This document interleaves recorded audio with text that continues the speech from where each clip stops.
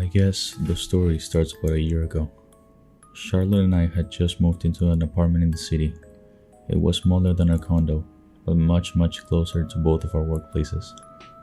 We'd fallen in love with the place almost the moment after we set our eyes on it. Everything from the big living room windows to the pet policy and the little coffee shop across the street endlessly endeared us. The bus station was just outside, so we quickly made a habit of getting a coffee before Charlotte's bus arrived. I'd see her off to work, then I'd walk 10 minutes to mine, and that was that. What I'm trying to say, I guess, is that it was a really perfect for me. But for Charlotte, well, she'd always had a nervous disposition, but it was a bit exacerbated by the move. After only a few months into our apartment, the slightest things would startle her. A siren wailing outside, the timer on the microwave, the doorbell, anything loud really.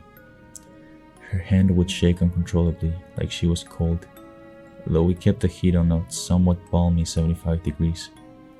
She had expressed to me a feeling of being watched by the people on the street, and asked that the curtains be drawn. I'll admit, I argued fiercely with her on that one, as I love people watching, and the shut curtains made me feel a little claustrophobic. I remember one night when she complained to me about the sounds of our neighbors walking around upstairs. I heard nothing, but she described it as a low scraping noise, like they were moving heavy furniture.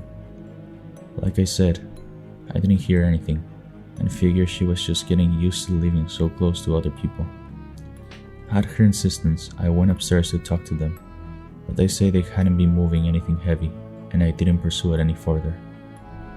I sat down with Charlotte that morning and talked it out with her. She told me that she couldn't stand being around all these people. She'd wake up in the middle of the night to the sound of footsteps. Footsteps that sounded like someone was pacing along the edge of her room. We both agreed that it would be good to get away from the city, find someplace quiet until we could puzzle out a solution. So we took a vacation to the country, far away from crowds and people and the bustle of a city, and everything that might cause my darling Charlotte any distress. We rented a large house, nice and airy, with big rooms and even bigger windows. The property was breathtaking. It was fairly sheltered from the main road, with massive trees blocking the house from view. On the other side sat a lake, beautiful and pristine, and for some reason entirely devoid of boaters and swimmers. Even as the temperature steadily rose into the 90s, there were a few other cabins up there too, but only one had their lights on, and they were all the way across the lake. So, yeah, we were pretty secluded. And it seemed like the peace and quiet was doing its job, or at least that's what I thought. About a week into the vacation, Charlotte had a pretty bad nightmare. Woke up in a cold sweat, rambling about something being trapped in the walls. It took a while to convince her that there was no one there, and even then she refused to go back to bed until she patrolled every inch of the house. Worried, I carefully asked her about her dream. She immediately turned to me with a wild look in her eyes and began telling me again, the person in the walls. The woman, she said. She's in the walls, and she wants me to walk with her.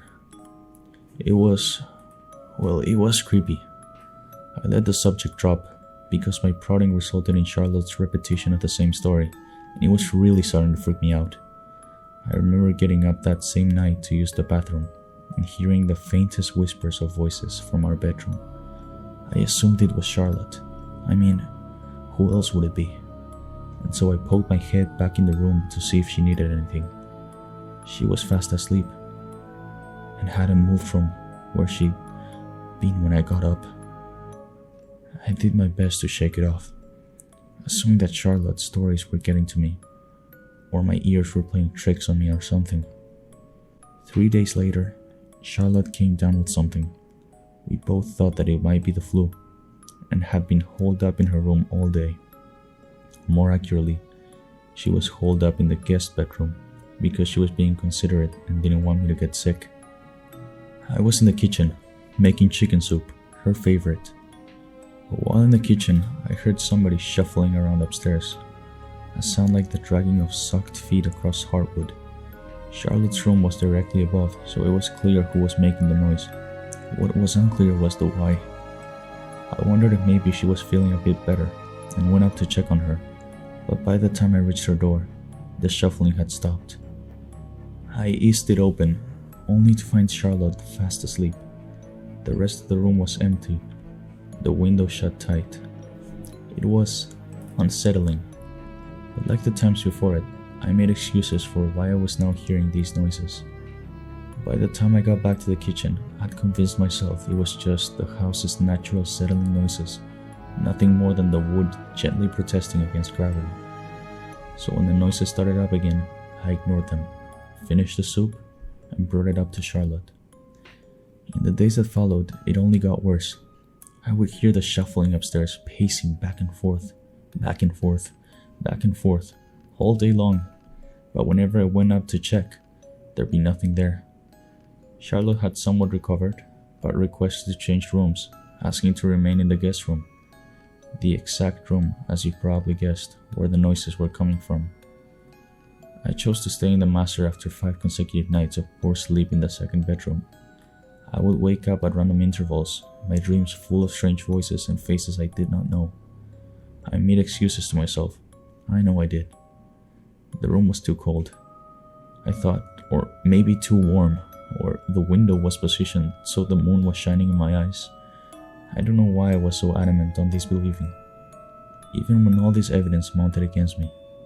I don't know why I didn't call someone or try and investigate. I'd sometimes find her sitting on her bed with the curtains drawn, just staring at the wall. I'd hear her voice and pop my head around the corner, only to find that she wasn't talking to me.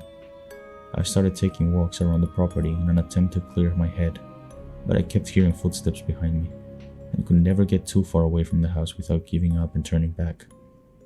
And through it all, I could hear the shuffling, back and forth, all day long. The last day we were on vacation was June 22nd. Her birthday. I had this whole thing planned. We would go for a walk out to the house's garden, eat a picnic lunch, and then spend the afternoon listening to old records. I could hear the shuffling again, but chose to ignore it, even as it grew faster and more frantic than it ever had been. My focus that day was on giving Charlotte an amazing birthday. That was my mistake. I had gotten so used to the shuffling that I tuned it completely out as I got dressed that morning. I ignored it as I bounded up the stairs in my excitement. How wrong I was, how foolish. The door was locked. That was the first warning sign. Maybe if I'd stopped to think about what was happening. Maybe if I hadn't blocked it aloud and pretend everything was fine. I knocked once, twice. No answer. Only that dumb shuffling noise. I couldn't ignore it now. Not when it was staring at me, straight in the face. There was someone, no, something moving in that room. I bellowed to Charlotte that I would find an axe or something to help me break down the door so I could save her. That's when I heard her voice, and it sounded so unlike my Charlotte that I froze in place.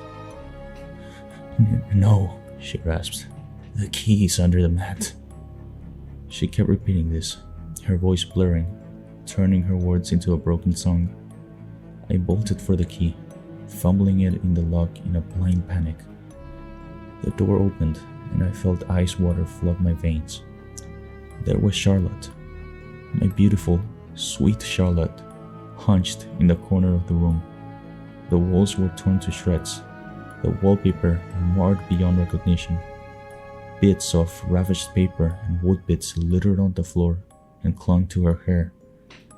Along the wall, I could see a deep, splintering rift in the woodwork, as if a part of it had been scooped out as shoulder weight with a massive claw.